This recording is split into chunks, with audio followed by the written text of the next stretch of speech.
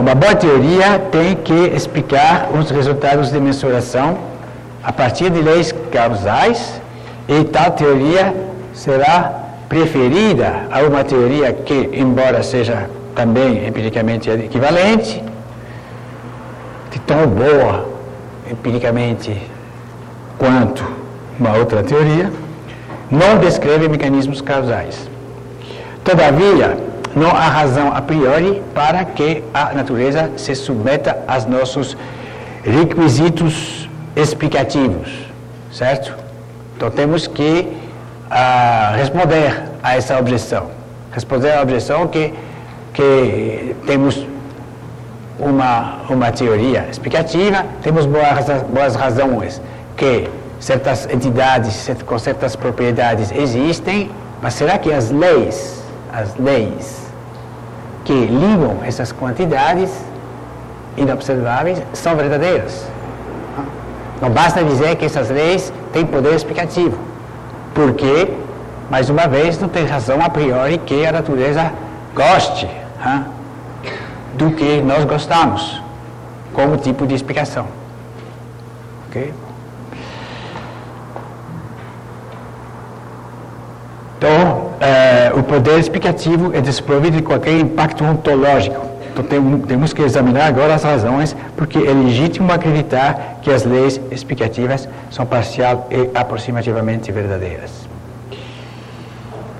Então, os mecanismos causais descritos por uma teoria explicativa recorrem a grandezas que devem ser mensuráveis, de novo, por métodos variados com resultados concordantes. E isso é uma condição essencial para acreditarmos nessa afirmação da existência de entidades dotadas de propriedades inobserváveis, inobserváveis.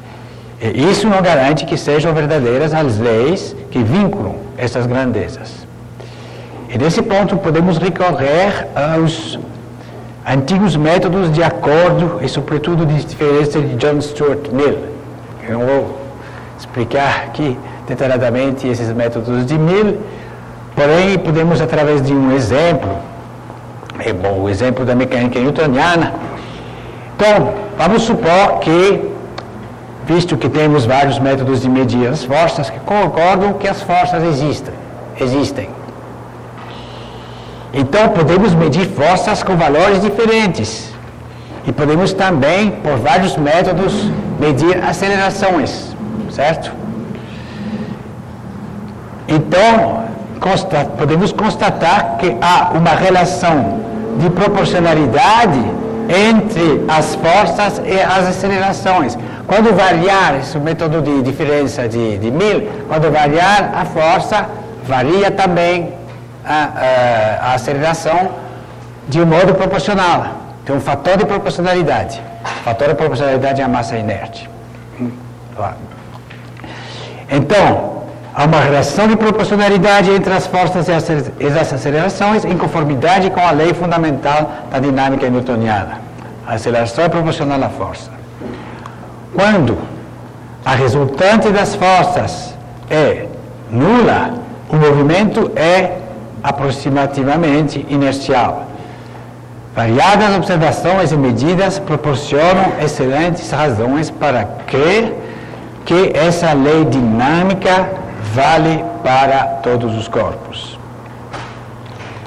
Podemos variar as observações, utilizar muitos tipos de corpos e ver que essa lei é aproximativamente verdadeira, desde que as velocidades não sejam grandes, que sejam pequenas em relação à velocidade da luz. Enfim, tem algumas condições. Então, a argumentação apresentada acima a favor da existência das moléculas pode sustentar-se na lei fundamental da mecânica. A lei fundamental da mecânica é a força é proporcional à aceleração. Essa é a lei fundamental da dinâmica. Essa lei, por sua vez, pode ser invocada para fornecer uma explicação causal das propriedades de pressão e de temperatura que intervêm na lei dos gases perfeitos. Ok?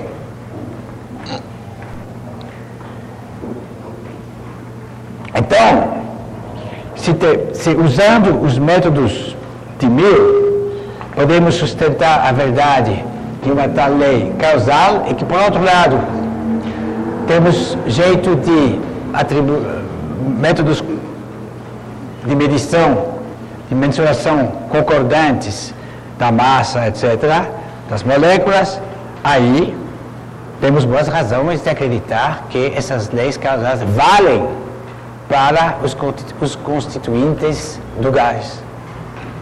Ok? Mas tem que distinguir cuidadosamente, sempre, dois níveis de explicação causal. O primeiro diz respeito aos mecanismos descritos pela teoria, certo? Esse nível. E as explicações possíveis, mas não necessárias, para sustentar uma posição realista, uma explicitação dos mecanismos causais entre os instrumentos de medida e certas propriedades. Essas últimas interações podem não ser conhecidas sem que isso nos impeça de crer na existência de certas propriedades e na verdade das relações nomológicas entre elas. Conclusão. Bom, uma conclusão breve aqui. Vamos ter hoje tempo para perguntas. O realismo científico moderado que defendo na abordagem sintética das teorias. Sintética, a concepção das teorias que junta a abordagem semântica e a abordagem sintática. Para as entidades observáveis, respondemos à objeção da perda da realidade, apontando que o êxito de nossas construções representacionais é baseado sobre a verdade, no sentido de correspondência de proposições predicativas sobre essas entidades. Então, apontando a verdade de proposições que podemos resolver o problema de contato de estruturas perceptivas e outras estruturas com o fenômeno. Okay. E para as entidades inobserváveis, o poder explicativo quebra a subdeterminação das teorias pelos dados, mas a realidade não tem que se conformar às nossas exigências epistêmicas. A nossa crença na existência de entidades inobserváveis não pode ser sustentada pelo simples poder explicativo de uma teoria. Okay? Então, por outro lado, o célebre argumento do milagre, tentei mostrar que não é convincente, que para sustentar as nossas crenças, do ponto de vista epistemológico, para sustentar as nossas crenças na existência de certas entidades inobserváveis, temos que mobilizar argumentos análogos àqueles que são empregados no quadro de experiência ordinária. Da mesma forma que estabelecemos nossas crenças na existência de entidades observáveis por observações repetidas, multiplicadas e variadas, usando vários nossos 5 sentidos na medida do possível, defendemos a existência de entidades inobserváveis por meio de diversos métodos de mensuração cujos resultados são concordantes. Estou resumindo aqui. Então, a versão do realismo que estou propondo é moderada, porque essa versão é falibilista, seletiva e parcimoniosa. Falibilista porque podemos errar, ok? Seletiva porque nós temos razões de acreditar na realidade das propriedades somente se elas podem ser mensuradas por vários métodos concordantes. Primeiro. E segundo, nós podemos acreditar na verdade de leis causais somente nas leis que são testadas, leis que contêm quantidades que são mensuráveis por métodos diversos concordantes e que podem ser, então, verificadas por meio de métodos análogos, métodos de variação de Miller. Então, é uma seleção. E tão parcimoniosa porque dentro das teorias tem coisas que não são ligadas causalmente a nossas medições. Ok?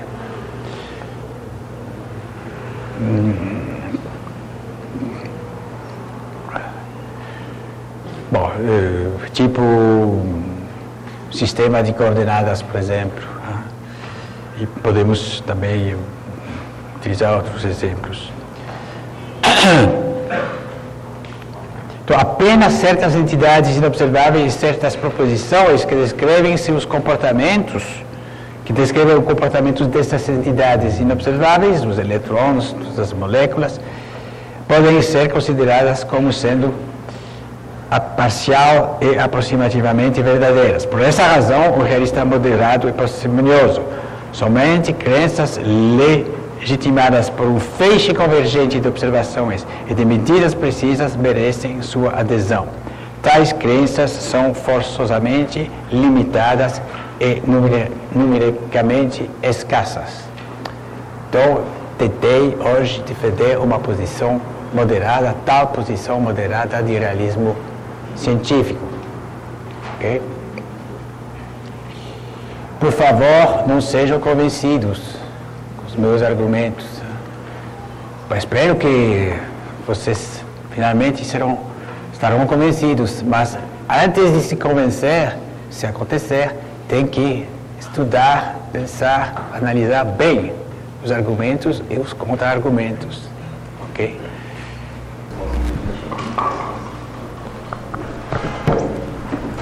Professor, eu tendo ainda a ficar com uma noção cartesiana de representação. Você poderia explicar brevemente um pouco a sua noção, de novo? Bom, a representação é isso. Representação é que tem que ter uma relação homomórfica entre estruturas. Para Descartes, uma representação, e para os pensadores modernos, uma representação é uma entidade mental, uma imagem mental, certo? O Descartes discute com frequência a ideia de triângulo. Então, tem uma ideia de triângulo na mente, na minha mente. Na mente de Descartes. Ele diz que ele tem essa imagem. E, num certo sentido, ele tem razão. Porque nós podemos formar em nossa mente, em nossa cabeça, nosso espírito, seja o que for, pouco importa essa imagem. Podemos fechar os olhos e imaginar um triângulo, ok? Podemos imaginar um triângulo. Será que esse triângulo corresponde a algo real? É essa a questão. Tem triângulos na natureza. Aí, para resolver esse problema, Descartes recorre ao critério de ideia de clareza e distinção. Então, nesse caso, a clareza e a distinção da ideia de triângulo garante a simples possibilidade que existam triângulos na natureza. Porque, para desenvolver a física, segundo Descartes, os objetos físicos têm que ser dados na percepção também. Então, o Descartes não é um mero racionalista.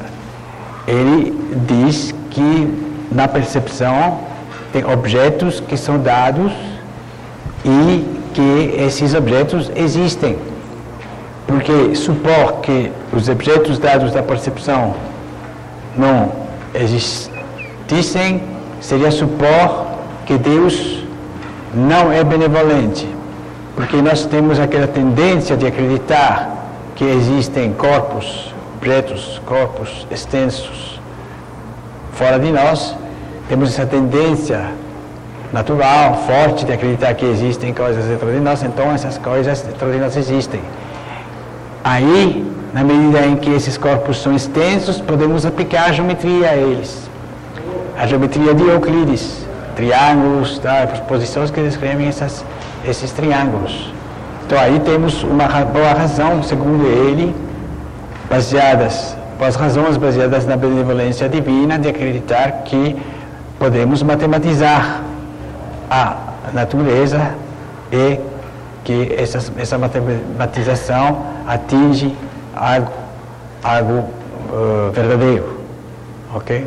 Então isso é muito resumido, é claro, o modo de proceder de Descartes. Mas o ponto importante é que é uma representação, não somente para Locke, para Descartes, mas também para Locke, Hobbes e outros pensadores modernos, uma representação é uma ideia, uma ideia mental.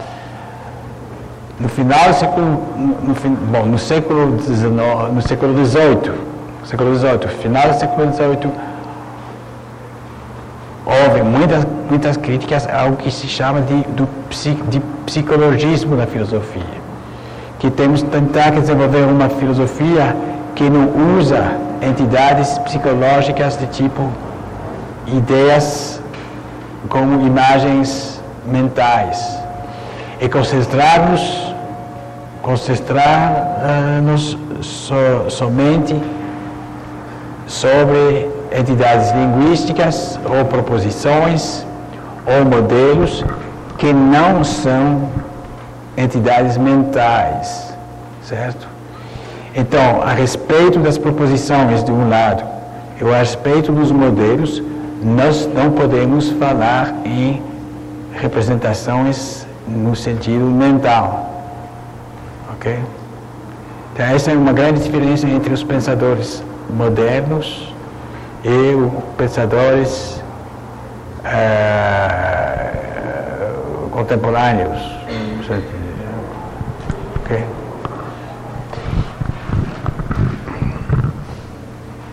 Professor, antes de mais nada, obrigada.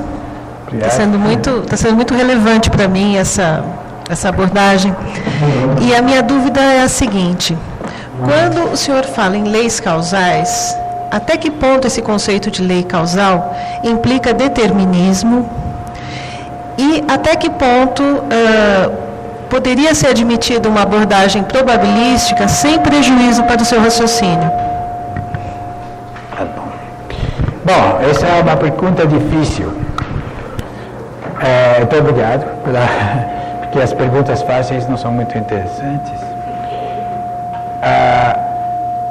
Em primeiro lugar,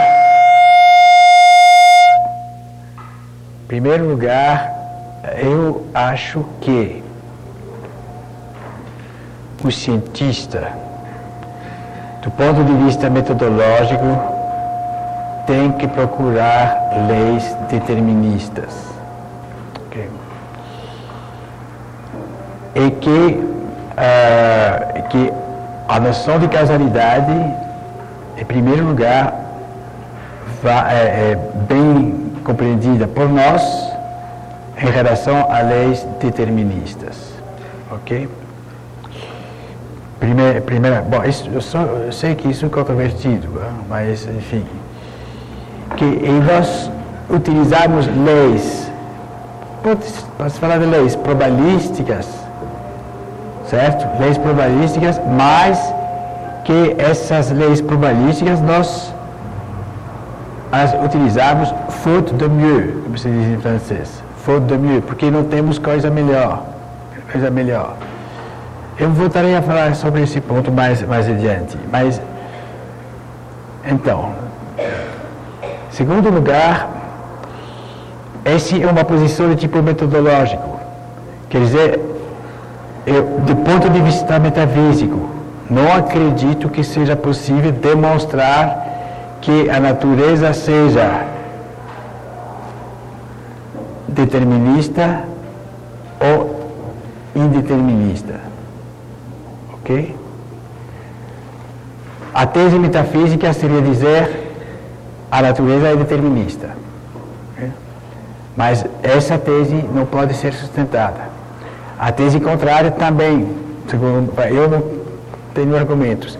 Não, a tese contrária, a natureza é indeterminista, não pode ser sustentada também. E que não se pode usar a ciência, ou o estado atual da ciência, ou a ciência em geral, como tal, para sustentar teses metafísicas desse tipo. Okay? Agora, pode-se muito bem utilizar uma noção causal probabilística, porque você pode ter uma noção de probabilidade, usando os métodos de Miller, variação de certas condições iniciais, e ver que tem uma certa correlação estatística entre certas variações e certos resultados. É possível identificar, olhando as leis probabilísticas, por ter uma distinção entre estatística e probabilidade, mas também não bom, vamos deixar isso para lá, mas é possível identificar, olhando as leis estatísticas, o que pode ser identificado como causa e pode ser identificado como efeito. Então, não tenho nada contra, naturalmente, em falar em leis causais também no campo de leis estatísticas, tal na economia e tal. Bom, mais uma observação. A lei de Schrödinger na mecânica quântica, mecânica quântica, é uma lei determinista. Bom, talvez seja uma surpresa para alguns de vocês, mas é uma lei determinista. Bom, então eu não vou explicar porque seria um pouco técnico. Não sei se o físico concorda, mas a lei computável é determinística. Determina em modo determinístico a evolução das probabilidades no tempo. Nesse sentido, é determinista.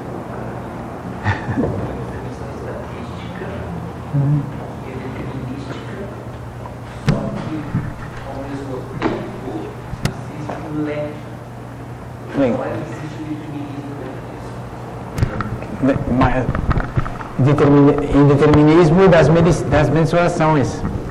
A lei de Schrödinger não determina o que você vai medir, mas a distribuição das probabilidades é determinada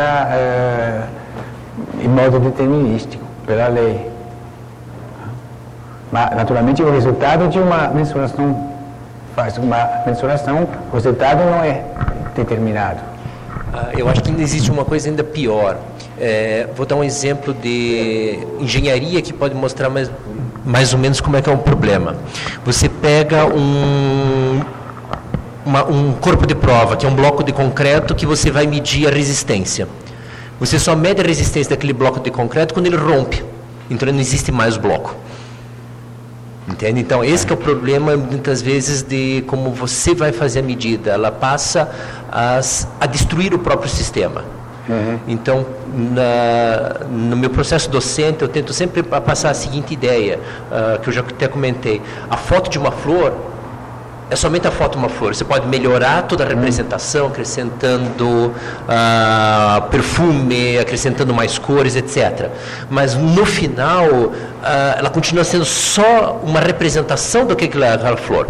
O pior, o botânico ainda pode até colher a flor para guardar.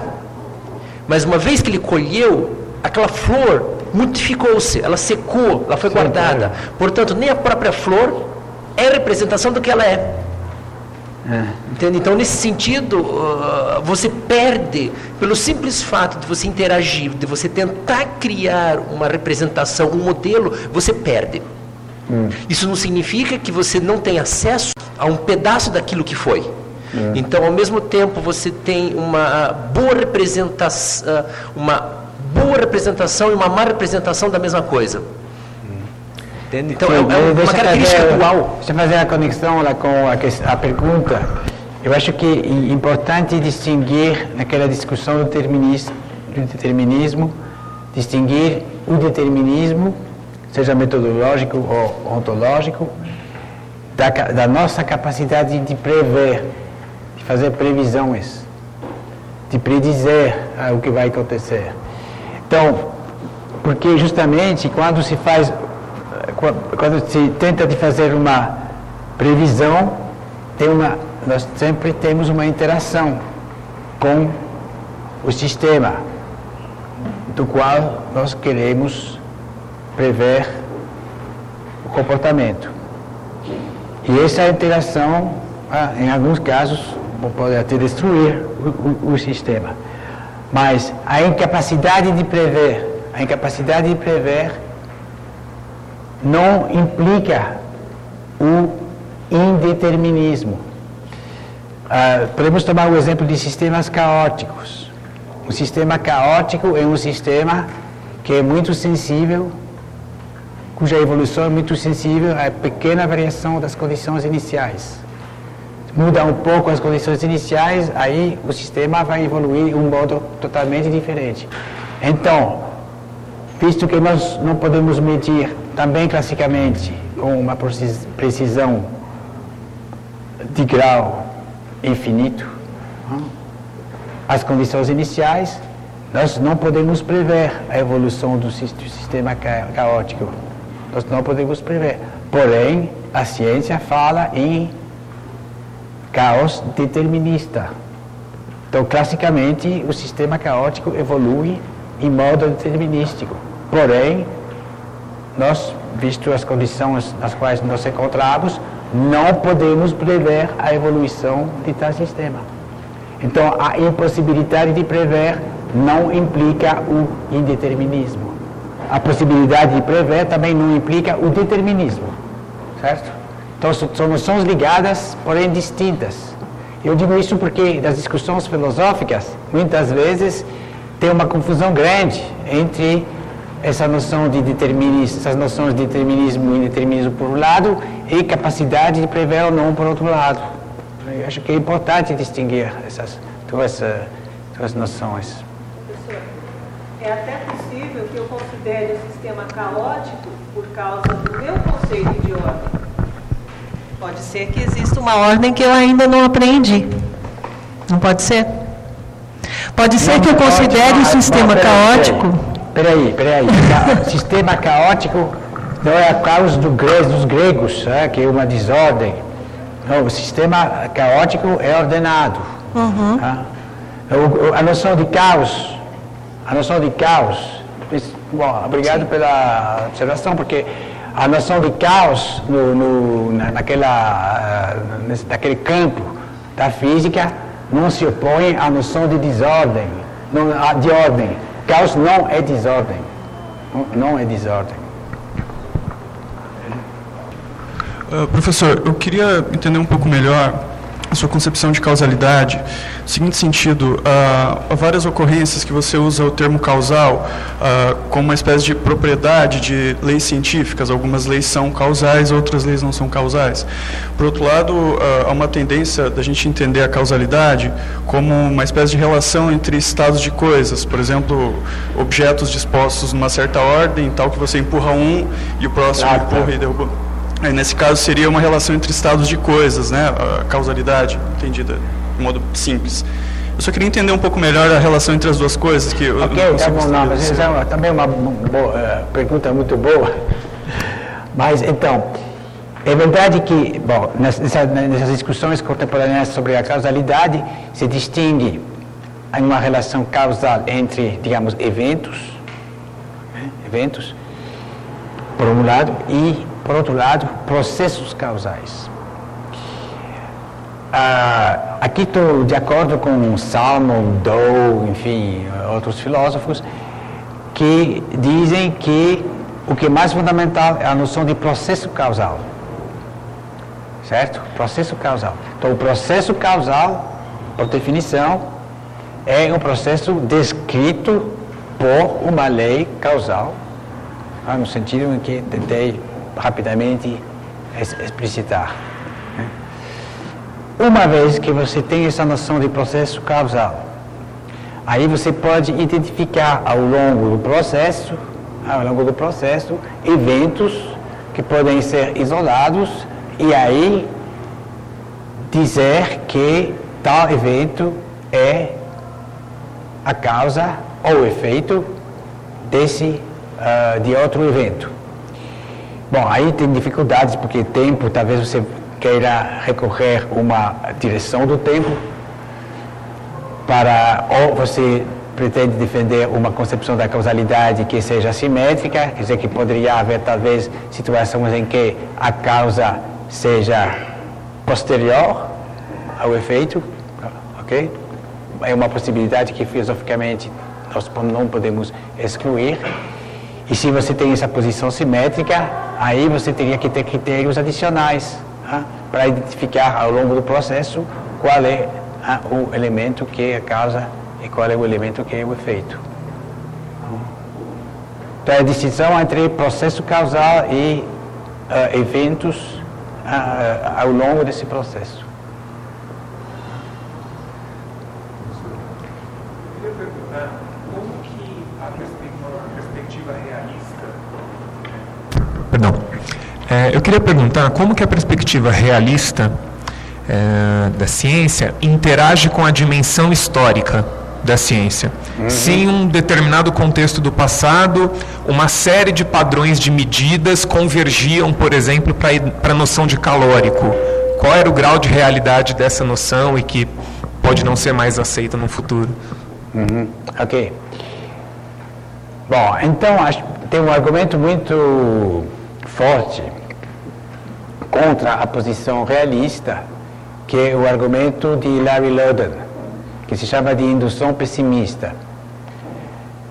Porque a história da ciência nos ensina que muitas teorias aceitas pela comunidade dos cientistas como verdadeiras, e entidades consideradas como existentes pela comunidade dos cientistas a certas épocas, tal as esferas cristalinas de Ptolomeu, o calórico, o flogisto, enfim, éteres de vários tipos, fluidos e tal, tal. Então, a história da ciência é recheia de cadáveres, isto é, de teorias que foram consideradas com certas razões, boas razões pela comunidade científica, pela comunidade científica numa dada época como verdadeiras. Depois, agora, hoje, nós não acreditamos que essas teorias sejam verdadeiras. Então, a indução, considerando esse estado de coisas, o conjunto de teorias que já foram aceitas e depois abandonadas, a indução pessimista, diz Loden, é dizer, ora, as teorias que nós acreditamos hoje serem verdadeiras,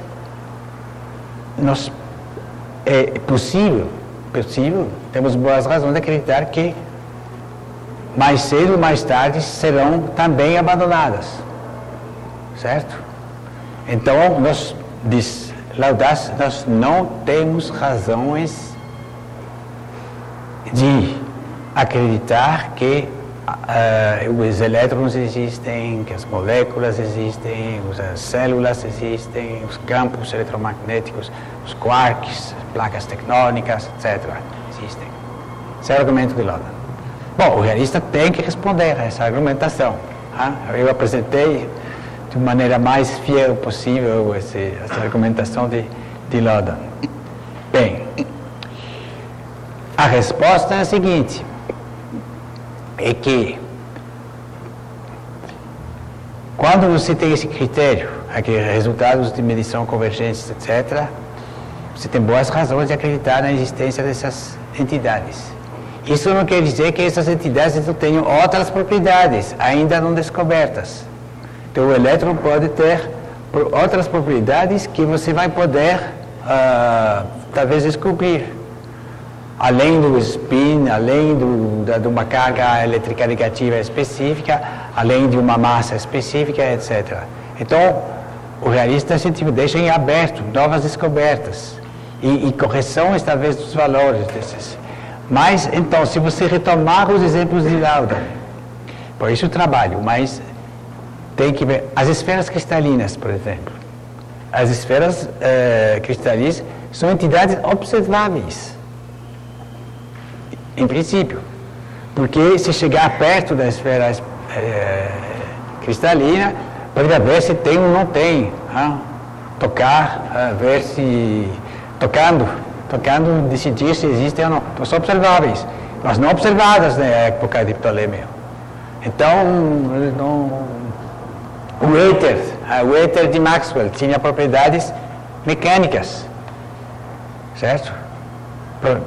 Teoricamente. Mas o Maxwell não tinha métodos de medir quantitativamente, com métodos convergentes, essas propriedades do éter. Mesma coisa para o flógisto, mesma coisa para outras entidades. Então, também uma outra resposta é que o realismo que defendo, bom, isso não desenvolvi, mas é contextual. É o problema de Eddington. O problema é essa mesa existe, sim, bom, tudo bem, existe. Mas essa mesa, na realidade, não é uma entidade contínua. Assim, não é contínuo, porque, na realidade, na verdade, é constituída de moléculas, é um objeto discreto, entendeu? Esse é o problema. Tem uma citação famosa do Eddington, Eddington, o cientista. Então, tem realistas científicos que dizem que tipo Smart, John Smart, diz a única realidade é a realidade que é o que diz que as teorias científicas, a realidade é o que as teorias científicas dizem que existe, certo? Então a única, a realidade autêntica dessa mesa seriam os prótons, os elétrons, os nêutrons, os quarks talvez, ok? Por outro lado, eu defendo também que no contexto da experiência ordinária essa mesa existe, é contínua, porque podemos acertar que essa mesa é contínua, podemos afirmar, averiguar, verificar que essa mesa é contínua, no contexto ordinário. Seria absurdo negar, então defendo também o realismo no senso ordinário. Como conciliar o realismo ordinário com o realismo científico? Bem,